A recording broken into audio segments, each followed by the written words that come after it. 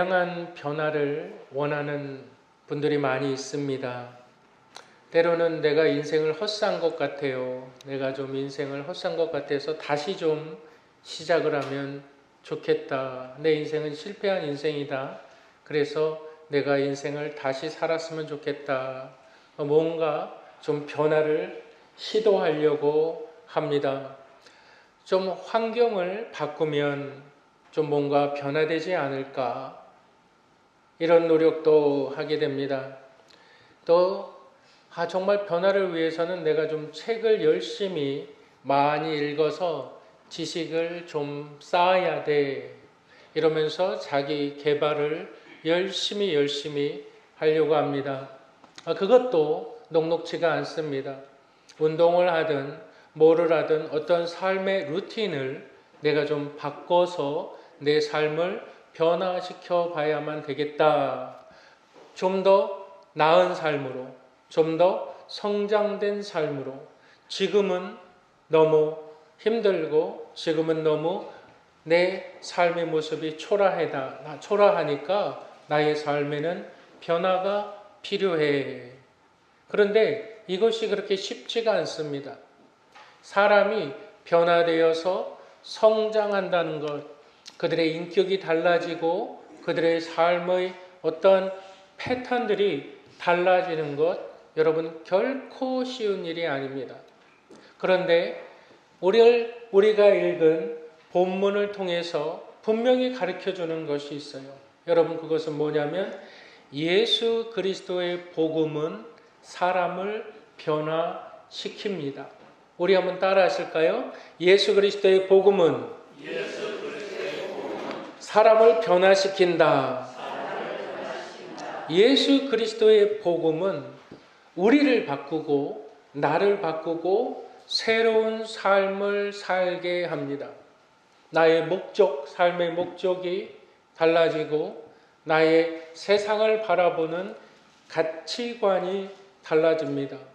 나의 삶을 변화시키는 것, 내 자의적인 노력이 아니라 내 자의적으로 내 안에 있는 것으로 나를 개발해 나아가는 것이 아니라 외부적인 것이 내 안에 들어와서 나를 변화시키는 것.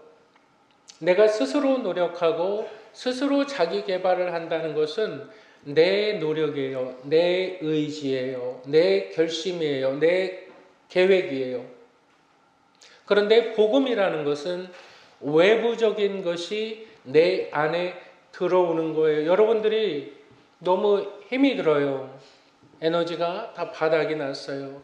기력이 하나도 없어요. 병원을 딱 가니까 의사 선생님이 그렇게 이야기를 하는 거예요. 영양제 좀 맞으면 좋겠습니다. 한 4시간, 5시간 누워서 여러분 영양제를 맞습니다. 여러분, 내 자체에 지금 에너지가 바닥이에요. 그런데 영양제를 내 팔에 꽂습니다.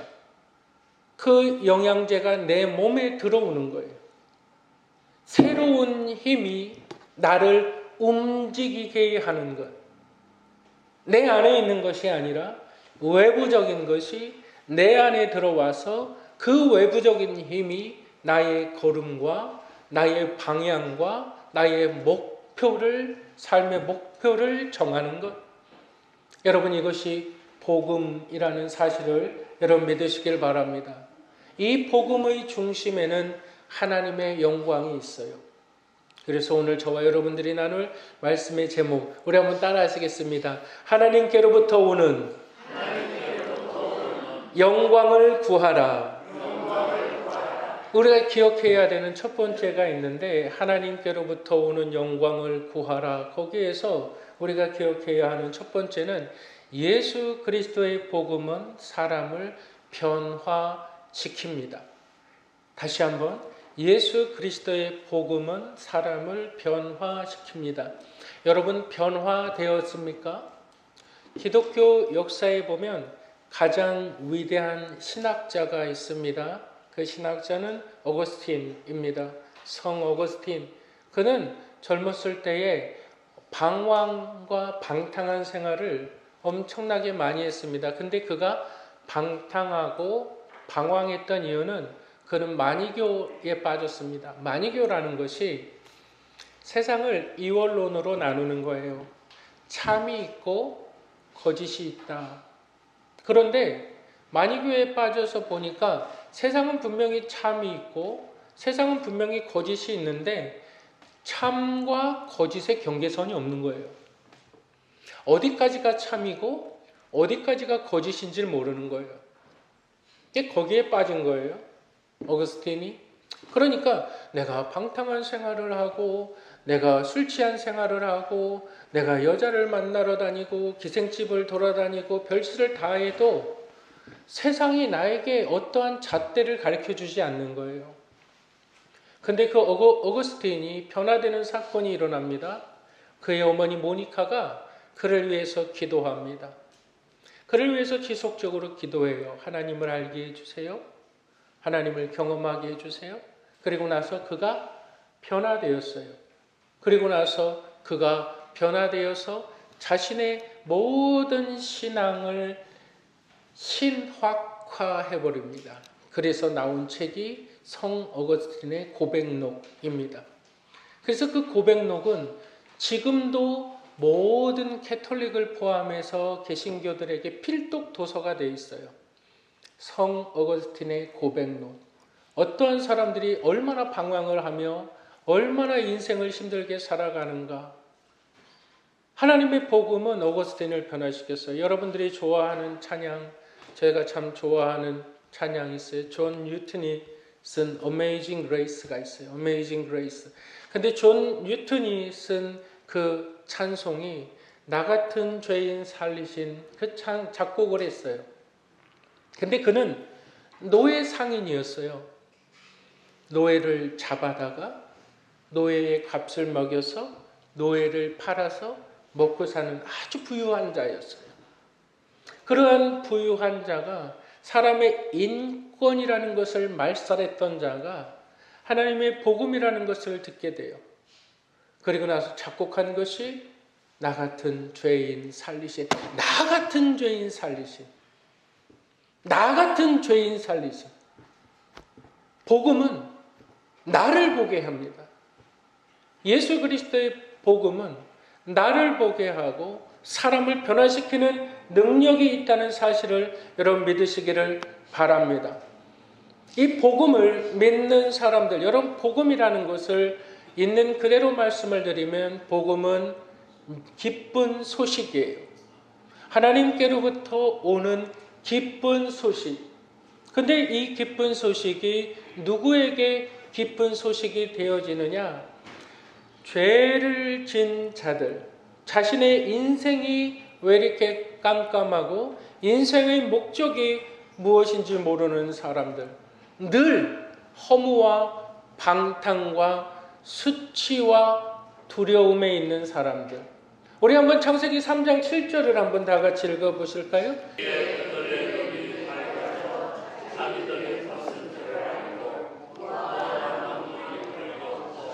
치마로.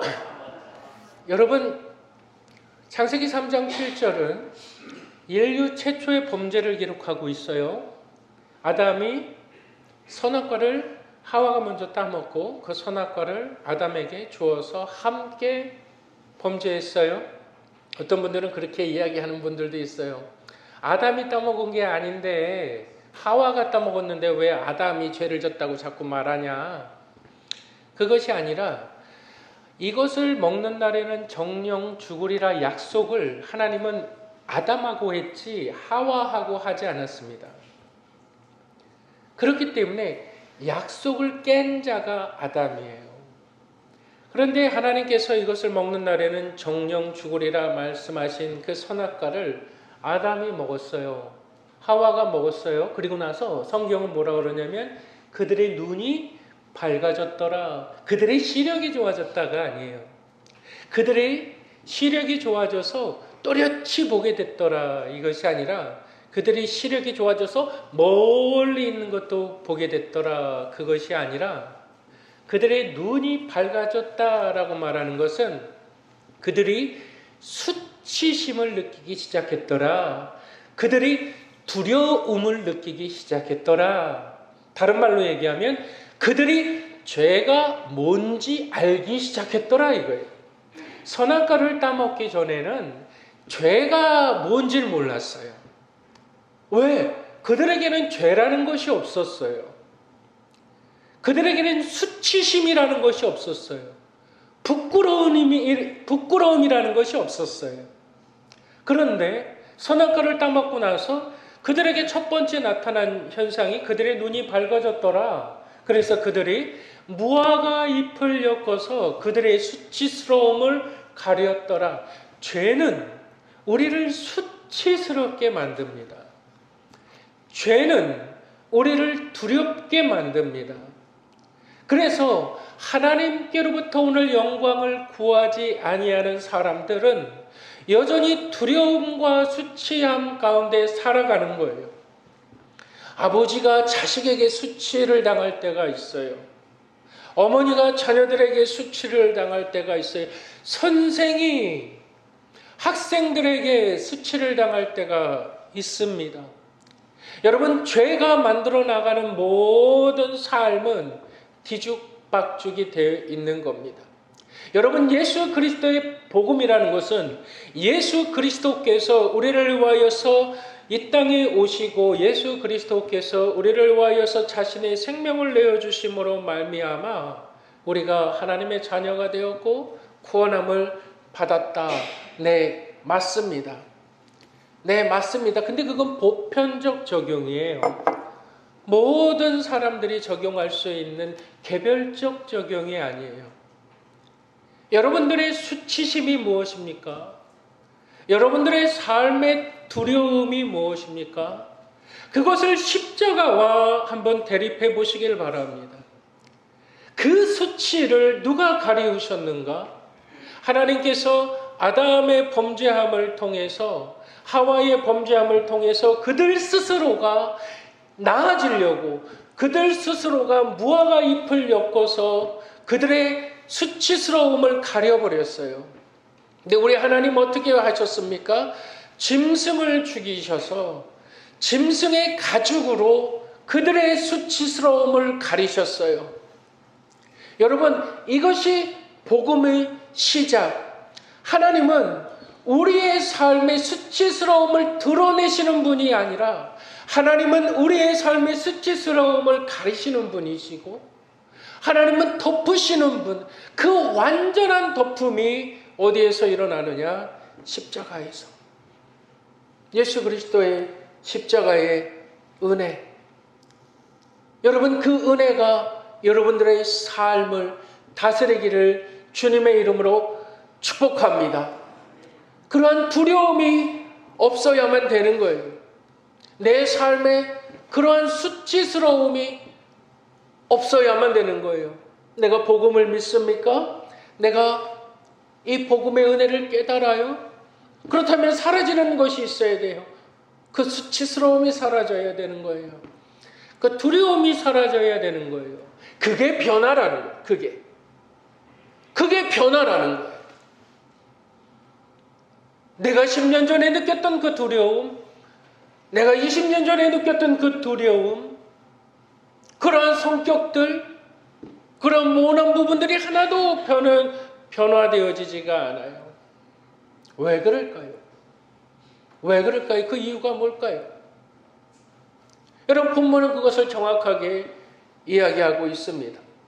하나님께로부터 오는 영광을 구하라 해서 우리가 기억해야 하는 두 번째가 있는데 우리 한번 따라 하시겠습니다. 말씀을 붙들고 실천하는 것.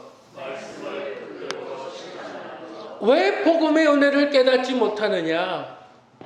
왜 복음의 능력을 깨닫지 못하느냐? 다시 얘기해서 왜 복음으로 사람이 변화되지 않느냐? 왜 이 사람은 변화되고 나도 변화되고 저 사람도 변화되고 복음은 변화시키는 능력인데 왜 사람들이 변화되지 않느냐? 그래서 우리 주님께서 하신 말씀이 바로 이 말씀이에요. 우리 44절 한번 다 같이 읽겠습니다. 44절 시작.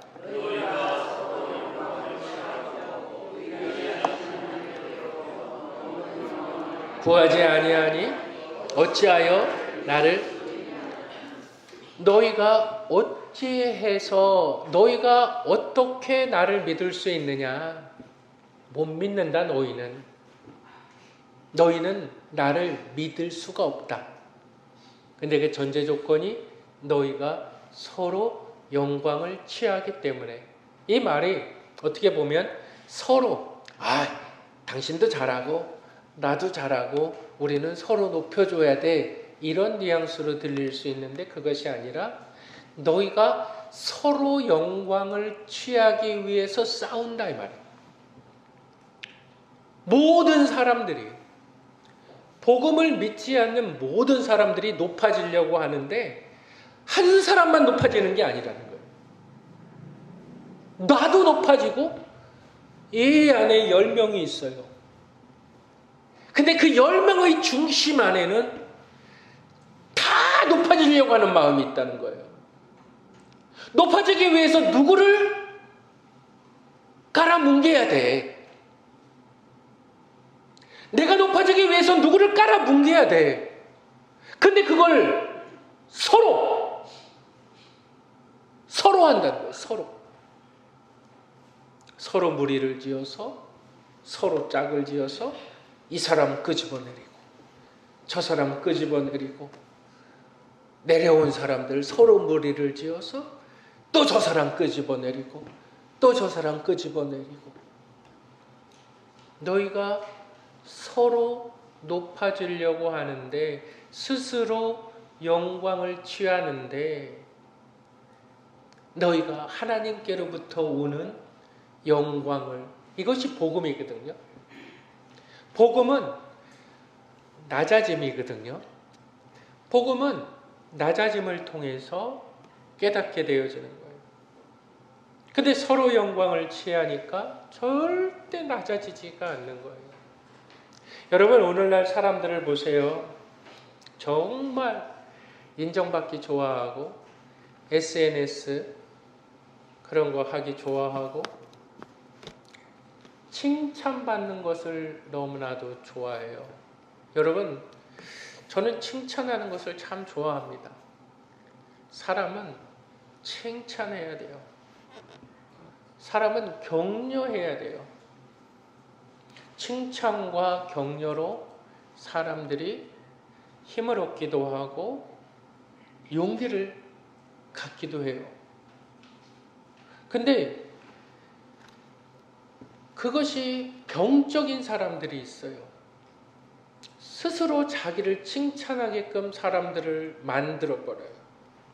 이게 자기가 높아지려고 하는 거예요. 자기가 높아지려고 하니까 계속적으로 다른 사람들은 칭찬하지 않거든요. 그러니까 자기가 스스로 칭찬하는 거예요. 여러분, 이 사회는 정말 내가 다른 사람들보다 높아지는 것을 삶의 목적, 성공의 목적이라고 생각을 합니다. 그런데 그것 때문에 하나님께로부터 오는 영광을 구하지 못해요. 사람들은 인스턴트, 일시적인 것만 좋아해요. 일시적으로 그냥 뭐가 좋았다 그러면 거기에 홀딱 빠지고, 뭐가 유행한다 그러면 거기에 홀딱 빠지고, 뭐가 좋더라 그러면 거기에 홀딱 빠져요. 복음을 알지 못해요. 복음을 깨닫지 못해요. 여러분, 우리 한번 보실까요? 요한복음 5장 35절 한번 읽어보실까요?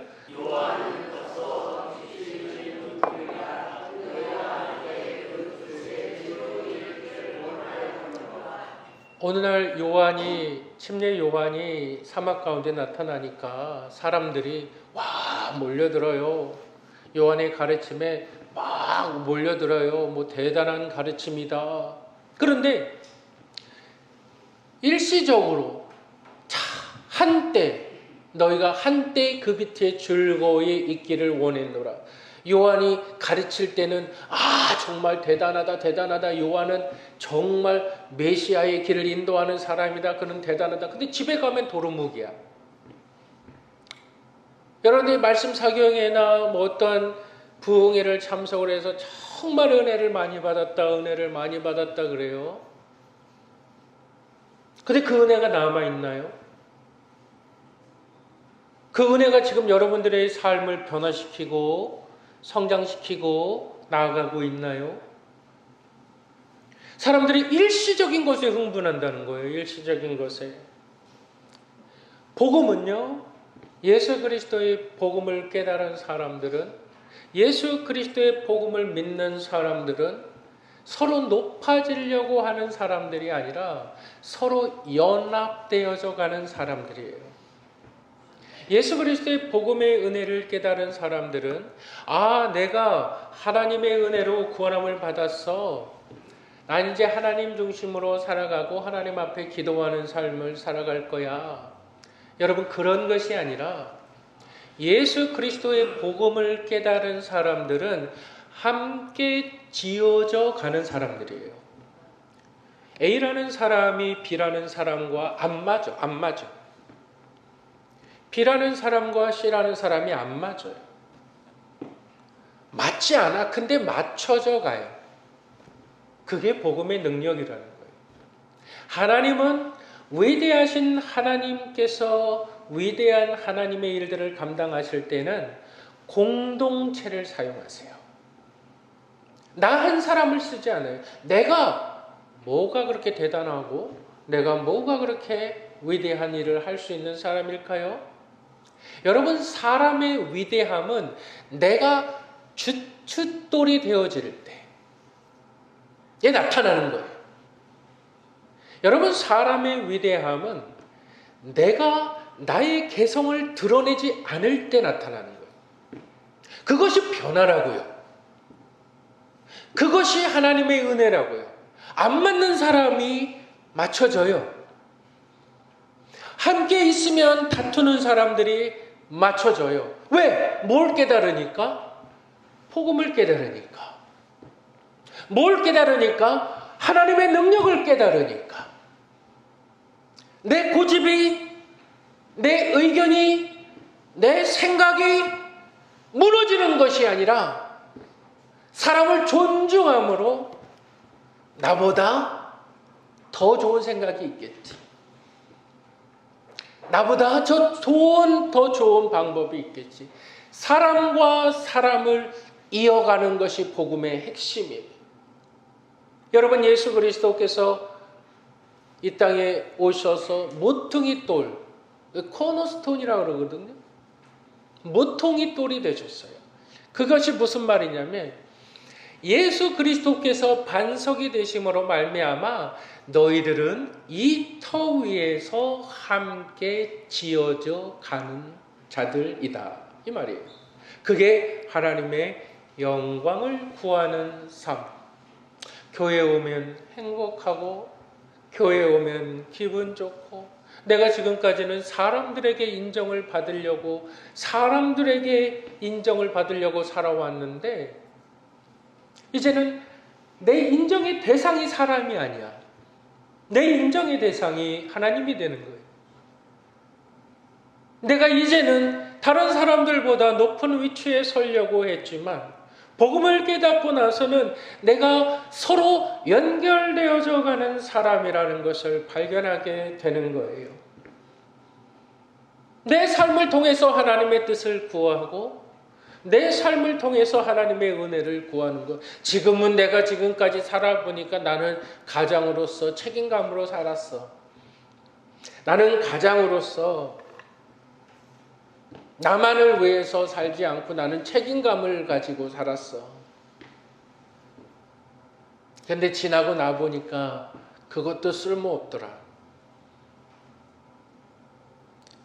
내가 열심히 돈을 벌면서 살아왔는데 나중에 지나고 보니까 병밖에 남은 게 없더라. 대부분의 많은 분들이 그런 이야기들을 하세요. 내가 정말 열심히 무언가를 열심히 노력을 했지만 내 삶이 변화되지 않더라. 여러분, 복음이라는 것은 외부로부터 주시는 하나님으로부터 오는 소식, 그 소식이 내 안에 심겨질 때에 나의 삶이 변하는 거예요. 당신이 행복하면 내가 행복하게 되네. 우리 한번 따라 하실까요? 옆에 분들과 당신이 행복하면 내가 행복합니다. 왜 안 하세요? 당신이 행복하면 내가 행복합니다. 당신이 건강하면 내가 건강합니다. 당신이 웃으면 내가 웃습니다. 그게 복음이라고요. 그게 복음의 핵심이라고요. 당신이 힘들면 나도 힘이 들고, 당신이 아프면 나도 아프고, 복음은 함께 지어져 가는 사람들, 그러한 선함의 공동체, 여러분 하나님의 영광을 구하는 분들이 되시기를 주님의 이름으로 축복합니다. 많은 것들을 생각하실 필요가 없어요. 하나님의 영광을 구한다는 것은 나로 인하여서 누군가 즐거워하고 교회의 지체가 함께 기뻐하고 교회의 지체가 함께 수고할 때 그 수고하는 것들을 통해서 내가 복을 받네? 그러면 나도 수고해야지.